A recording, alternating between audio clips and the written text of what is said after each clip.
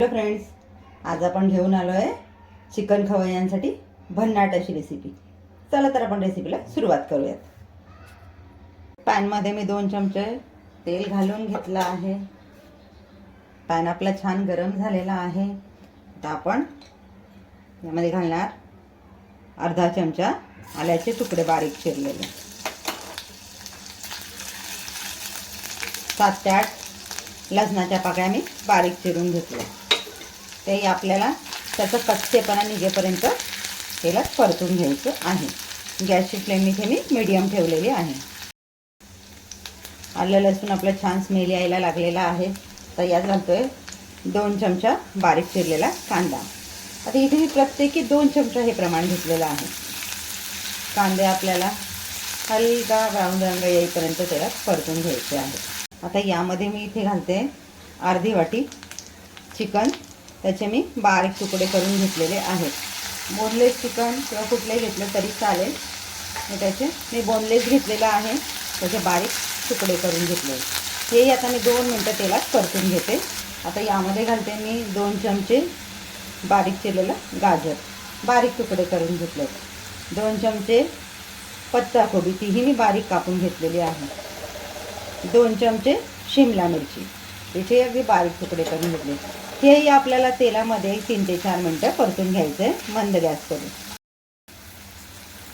Chicken आणि भाज्या घातलेलं मिश्रण आपलं 3 ते 4 मिनटं परतून झालेलं आहे.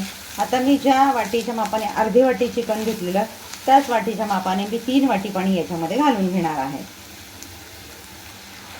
पाण्याला आपला छान उकळ आलेला आहे. आता इथे मी गॅसची फ्लेम कमी करते आणि झाकण ठेवून आपलं चिकन शिजेपर्यंत शिजवून घेते. ज्या वेळेला मी यामध्ये पाणी घातलं त्यावेळेला गॅसची फ्लेम फुल केलेली.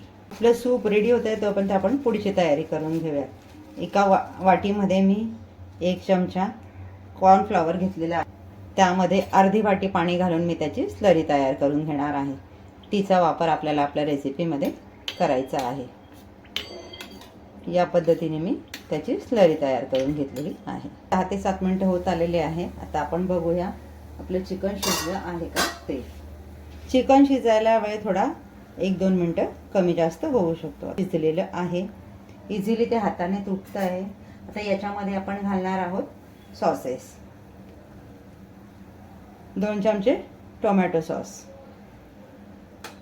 1 चमचा रेड चिली सॉस, 1 चमचा ग्रीन चिली सॉस आणि पाव चम्मच आपण घालणार आहोत काळी मिऱ्यांची पावडर. आता इथे आपल्याला मीठ घालताना काळजी घ्यायची की आपण सॉसेस घातले त्यामध्ये देखील मीठ आहे. त्या अनुषंगाने आपल्याला मीठ इथे चवीनुसार घ्यायचं आहे. तर एकदा आपण मिक्स करून घेऊया. तर यामध्ये घालतोय आपण 1 चमचा डार्क सोया सॉस आणि 1 चम्मच लिंबाचा रस किंवा व्हिनेगर, तुमच्याकडे जे उपलब्ध असेल ते. हे पुन्हा आपण मिक्स करून घेऊयात. कॉर्नफ्लॉवरची स्लरी म्हणजे आपल्या सूपला बाइंडिंग छान येईल. हे पुन्हा एकदा छान मिक्स करून घेऊयात. वाटीमध्ये मी 1 अंड फोडून घेते आणि ते छान फेटून घेते. त्यामध्ये मीठ वगैरे काही नाही घालणार, फक्त 1 अंड मी त्यामध्ये फोडून घेतलं आहे. ते आपण छान फेटून घेऊया.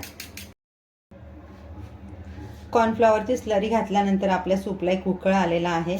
तर यामध्ये आपण ॲड करतोय फोडून घेतलेलं अंड